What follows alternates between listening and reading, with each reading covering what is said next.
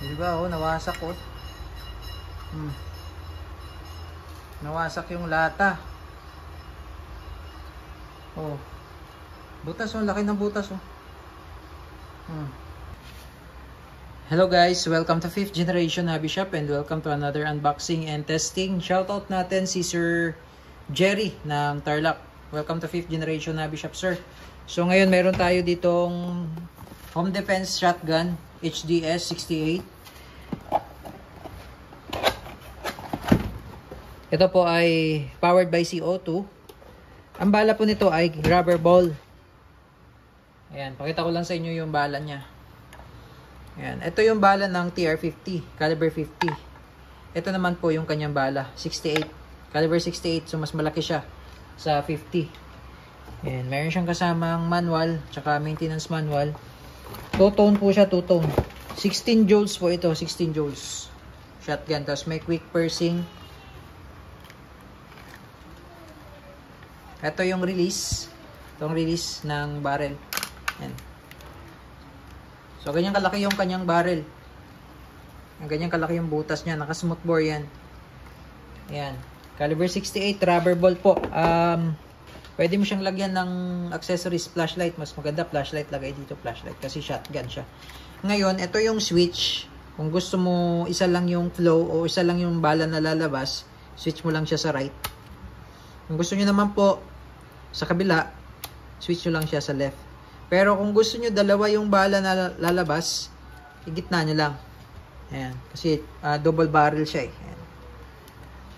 Ayan. Tapos ito naman yung indicator pag may pressure na sa loob. So sa ngayon, nakalubog siya.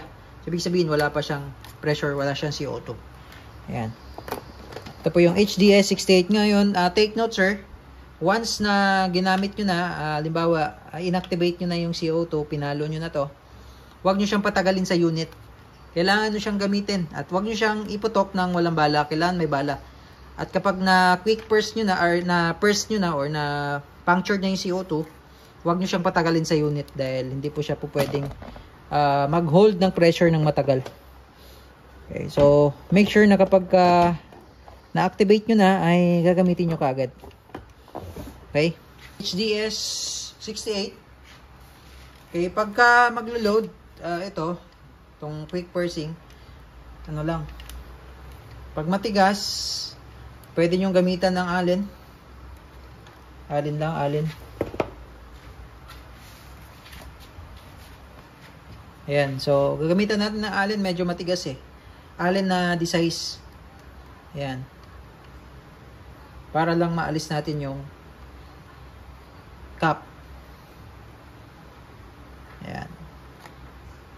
So, ito yung itsura ng cap. Ayan. Pag pinalo mo yan, gumagalaw yan. Oh. Pag pinalo mo, mapapunctured yung CO2. Mabubutas. Ayan. Tapos,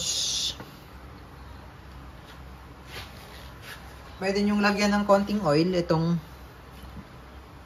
tip. Itong dulo ng CO2. Pwede nyong lagyan ng silicone oil. Konti lang.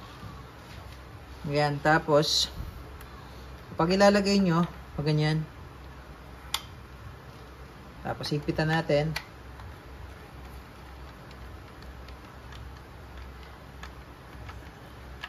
Ayan. So, ibig sabihin, pag hinigpitan natin, na-intact lang, hindi natin siya binutas pa, yung CO2, hindi pa siya punctured. Once na, eto, pinush natin or pinalo natin yan, makikita mo sa indicator dito, aangat yan eh. Tapos may pula. Ibig sabihin, pressurized na yung loob. Ayan, mamaya, susubukan din natin. Tapos, load tayo ng rubber ball.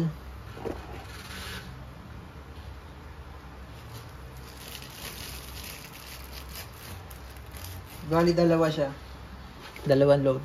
Dito ang release niya sa ilalim. Ayan. Ayan.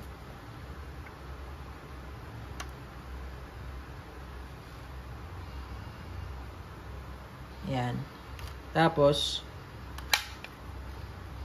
ngayon, pagka pinalo natin ito ngayon, pag pinalo natin, aangat yan.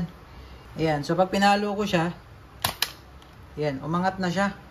So, ibig sabihin, pressurized na siya. punctured na. So, kailangan natin gamitin kagad po ito dahil hindi po natin pwedeng patagalin sa loob na may CO2 once na punctured na po ang CO2. Okay? So, testingin natin.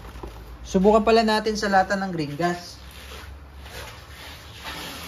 Okay. Meron tayo ditong isang lata ng green gas, makapal to, at isang lata ng sardinas. Subukan natin to. O ano mangyayari sa 16 joules pala ito, no? Hindi ko nabanggit. Itong shotgun natin ay 16 joules. Ayan po. Ayan. P2P SDS 68, orange black or two-tone. Caliber 68, CO2 powered, 16 joules. 2 rounder. Ayan. 16 joules po siya. Subukan natin kung ano mangyayari sa lata. Ayan. So, meron tayong lata ng green gas at saka lata ng sardinas. So, isa lang muna ang palalabasin natin bala. Lagay lang natin siya sa switch natin sa kanan. Okay, sa kanan. So, subukan natin. Okay, so ang distance natin sa lata 3 meters. Medyo lumayo lang tayo ng konti, no? 3 meters. Subukan natin, no?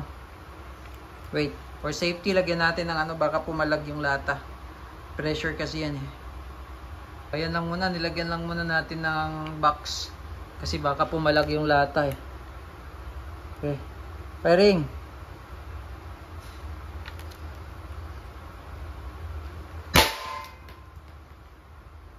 Ayan.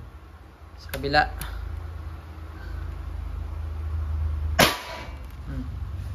So, tingnan natin yung lata ng green gas kung ano ang nangyari sa lata, no? Ayan, so bali nayupi siya. Oh, makapal na to eh. Itong lata na to ng green gas, makapal to eh. Ayan. Nayupi lang siya. Ayan. Subukan naman natin yung lata ng sardinas. Yan, yun naman po yung lata ng sardinas. Yung trigger niya medyo matigas po. Ano? Firing.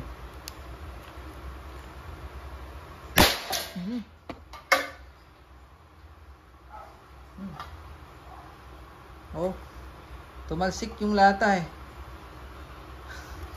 Tumalsik pataas. Grabe pala lakas nito.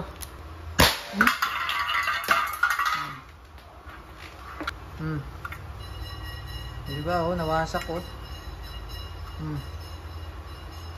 Nawasak yung lata. Oh. Butas oh, laki ng butas oh. Rubber ball lang ang bala nun oh. Oh. Wow. Yun, HDS 68. Caliber 68. Ayan, prepared to protect. P2P. Ayan o. Prepared to protect. HDS 68. Ibig sabihin ng HDS is Home Defense Shotgun. Caliber 68. Napakaganda niya.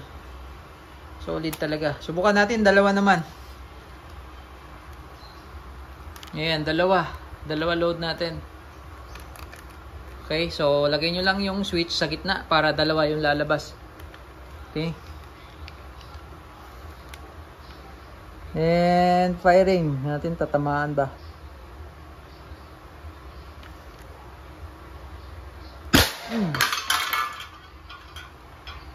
Grabe yun.